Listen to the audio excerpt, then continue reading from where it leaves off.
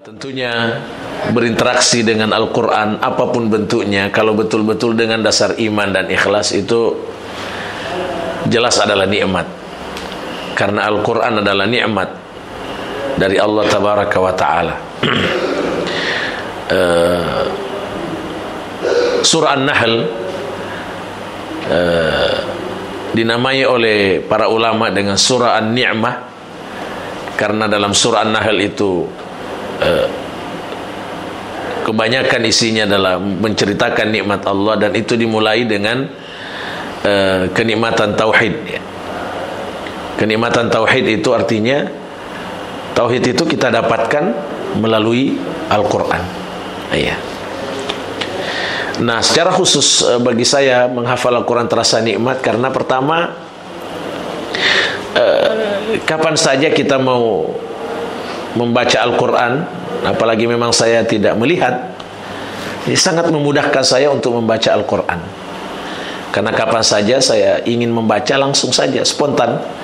Terutama hafalan yang lancar, di mana dan kapan saja, tentu selain di tempat yang dilarang, itu di WC.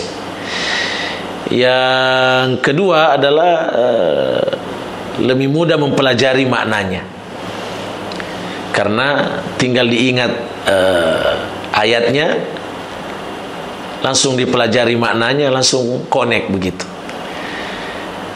Yang ketiga, lebih mudah diajarkan, lebih mudah didakwakan, karena sudah dihafal alhamdulillah, sehingga tinggal dipindahkan kepada yang lain. Iya. Yang keempat, kenikmatan yang saya rasakan adalah ya lebih mudah dalam mengamalkan, karena kita selalu mengingat bahwa ini ayat yang saya hafal, mesti saya amalkan. Kita berhati-hati dalam kehidupan, karena orang akan menilai, ya, walaupun tujuan kita ridha Allah, tapi tetap penilaian manusia itu menjadi satu pertimbangan, ya, terutama dalam gerakan dakwah, bahwa ketika orang melihat penghafal Quran itu akhlaknya tidak baik, ibadahnya tidak baik, tentu sangat berpengaruh terhadap ketertarikan orang kepada Al-Quran. Nah, sehingga saya rasakan nikmatnya kehati-hatian dalam hidup ini, dan ketenangan jiwa kalau lagi galau-galau, susah-susah, ya, terus ulang-ulangi hafalan, apalagi hafalan ayat-ayat tentang hiburan dari Allah kepada orang beriman yang sabar, yang tabah, itu terasa betul nikmatnya ketika kita hafal ayat-ayat itu sambil ditadaburi maknanya. Ya, seperti itu, Ustaz. Ya.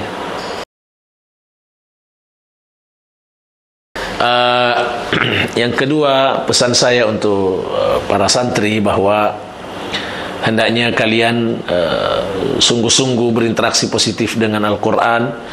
Hendaknya lingkungan pesantren ini disyukuri, ya, sebagai lingkungan peradaban Islam yang tidak mudah membentuk lingkungan Islami seperti ini, apalagi tantangan zaman di akhir zaman semakin berat, ya.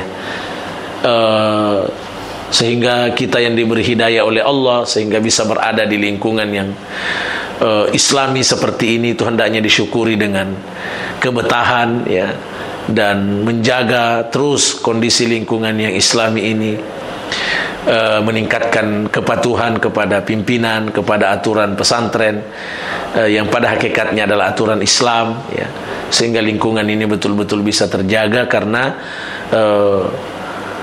yang sangat berpengaruh terhadap kondisi keimanan dan kesolehan kita itu adalah faktor lingkungan, ya.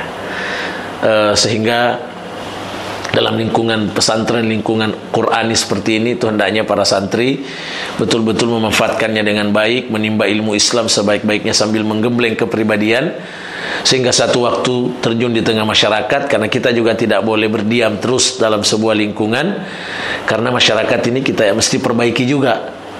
Ya, kita tetap berusaha walaupun berat, tetapi kita tetap berusaha agar peradaban Islam itu melebar di tengah-tengah masyarakat. Tapi itu butuh kekuatan, dan kekuatan itu salah satu cara memperolehnya dari Allah melalui lingkungan yang mendukung seperti ini. Jadi gemblenglah kepribadiannya menjadi kuat, ya, lahir batin, fisik, mental, keimanannya kuat, sehingga ketika nanti keluar dari lingkungan ini untuk membentuk lingkungan peradaban Islam di tengah-tengah masyarakat, memang betul-betul sudah siap, sudah matang dengan taufik dari Allah Tabaraka wa Ta'ala. Yang ketiga, kesan saya selama di pusat Hidayatullah Gunung Tembak ini, seperti yang saya katakan di masjid tadi, bahwa tidak ada rasanya sesuatu yang negatif, alhamdulillah. Ya, saya ulangi sekali lagi bahwa saya memberi pernyataan ini bukan basa-basi, tetapi betul-betul apa yang saya rasakan, ya, pemuliaan, pelayanan, penghargaan dari keluarga besar Hidayatullah sangat saya rasakan, ya, walaupun kita berbeda lembaga, tetapi sangat tidak menghalangi kita untuk bersilaturahim, bahkan tidak menghalangi lembaga ini untuk memberi kesempatan kepada saya seluas-luasnya berdakwah, ya gitu. Tidak takut begitu, tidak takut disaingi, tidak takut nanti saya kampanye apa segala untuk pindah ke lembaga saya, misalkan seperti itu. Tidak ada sama sekali kesan itu saya rasakan, sehingga betul-betul perbedaan lembaga ini betul-betul saya rasakan sebagai perbedaan alamat rumah saja, seperti itu. Itu kesan saya, dan ucapan terima kasih sekali lagi kepada keluarga besar Hidayatullah, wabil khusus para asatidzah yang berinteraksi langsung dengan saya. Jazakumullahu khairal jaza, dan mudah-mudahan Allah senantiasa merahmati kita semua. Terima kasih.